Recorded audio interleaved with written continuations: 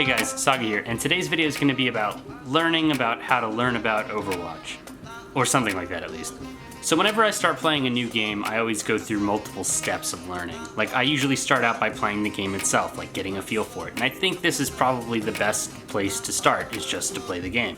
Afterward, I usually go about dividing my time. Now, I've done this a million times before for all types of different games, and it has led to good success.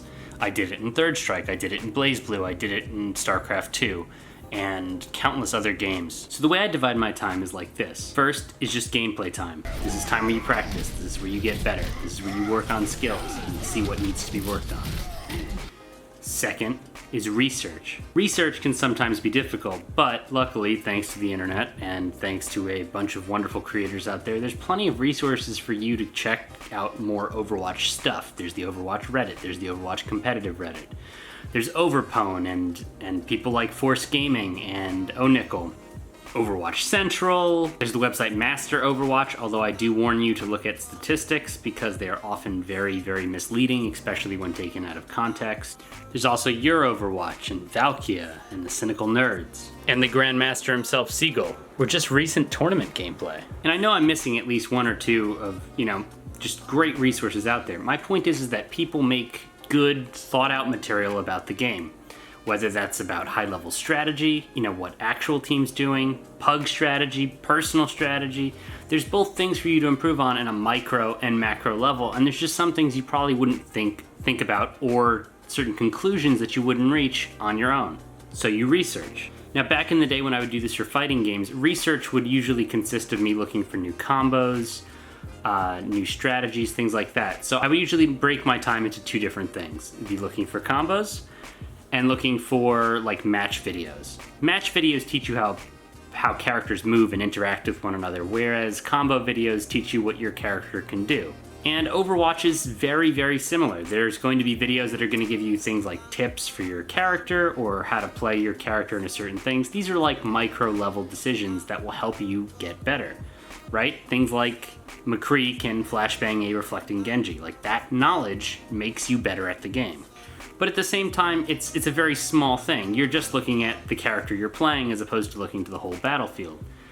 Then there's big strategy, macro strategy, like how should pieces move together on the battlefield in order to not get flanked, in order to outposition the enemy team. And there are some people doing strategy videos like that. I know I do some here, I've seen some other places too. I mean, there's strategy talk about this game at all different levels, whether you're in a pug, whether you're in a group, whether you're playing at the top or you're playing somewhere in the middle.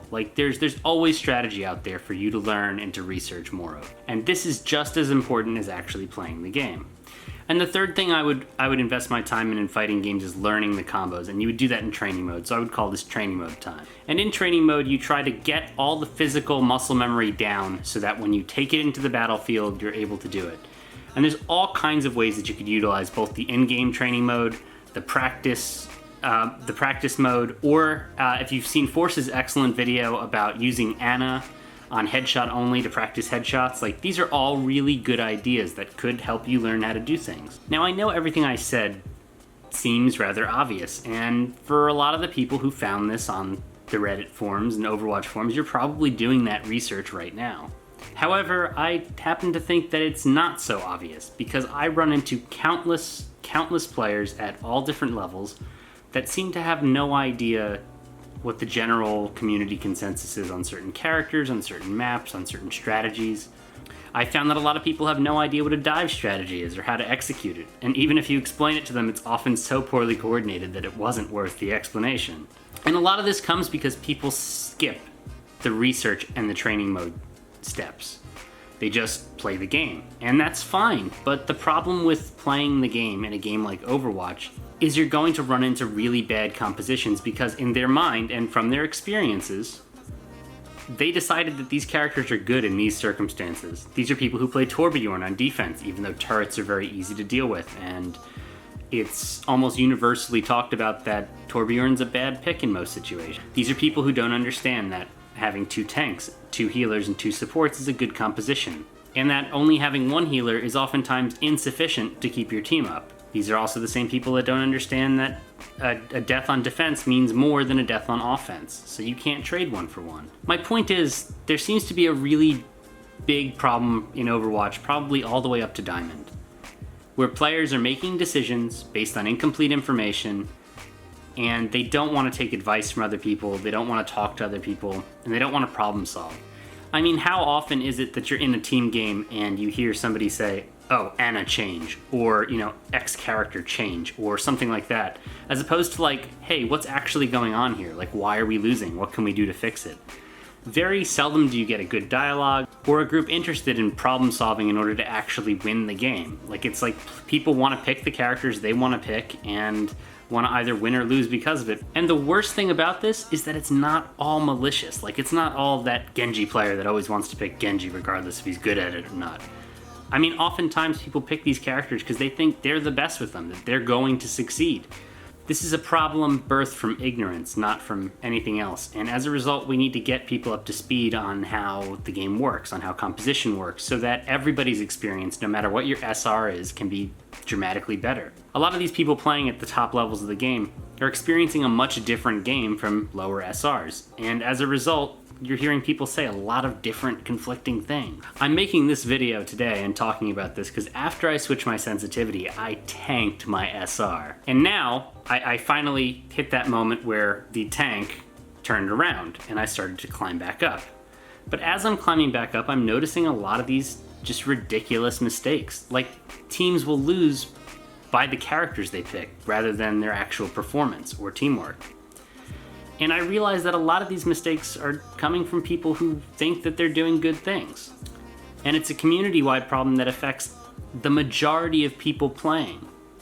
Remember, as your SR increases, the amount of people who are in that SR decreases, right? The people at 3,500 are much less than the group at 2,500. So for the majority of people playing the game, you're getting this version of the game that has terrible comps and bad decision making because of ignorance. So I'm telling you the steps that I've used to learn games so that you can take this knowledge and apply it to Overwatch, so that you can make your game better and by extension make everybody else's game better. By the way, if you're looking for an update on the Lower the Sensitivity video that's coming, I want to finish getting to Diamond before I make that. So I want to show the curve of where my SR was to where it went down to its rise back up. And the last thing, and probably the most important thing I can talk on, is the mentality of learning a game. So back when I played BlazBlue, I was very, very good at the game. I practiced all the time. At one point I had an 80% win rate, which is crazy. I loved that game. That was the best fighting game I had played since Third Strike, and it was wonderful. And like, I love fighting games that have a small cast of characters. Like, it has only 8 characters, but they were so well balanced with each other that even the lowest tier, like the person who most people would dismiss as not being as powerful as the other characters, could easily beat the highest tier, and that felt really good, and I like games like that. So I was very enthused to play it. I played it a ton, and I had friends who also played it, and they would enjoy playing with me. But I would get to this point where I would improve to the point where I was beyond their ability to beat me. And the difference between me and them is that they would just play with each other. They would play online and pick up things that they found while playing online, but they wouldn't do the research. They wouldn't look at and see what the best people are doing. They wouldn't take that into training mode and spend the hours to learn the muscle memory and to just get better. And as a result, we would have a series of very one-sided matches. So when you're learning something new, you've got to make sure you do the research, and the other trap to avoid is being a scrub.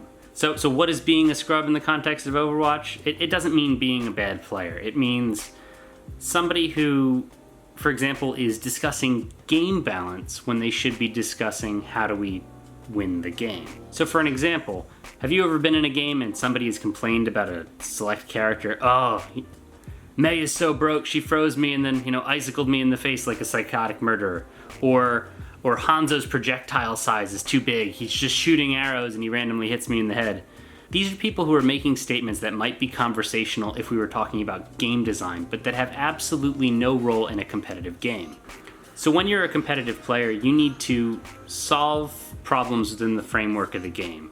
When you make a game design statement, you're talking about changing the framework or that there's something wrong or imbalanced with the actual framework of the game. So you're complaining about the rules as opposed to problem solving within them to win. It's a complete waste of time, and so many people fall into this trap of complaining and making these terrible scrub comments in the middle of a match as opposed to trying to figure out how to solve it. Oh, Roadhog's too easy to play, he just hooked me from across the map. As opposed to saying something like that, why don't you say, maybe we should switch to a Reaper because they have a Roadhog? You see how one is constructive and actionable while the other is just bitching? Alright guys, that's all I got for you today. If you like my content, please subscribe. I do Hearthstone stuff, I do Overwatch things, I vlog, I travel the world, I do all kinds of stuff, so subscribe, stay tuned. I'll see you guys later.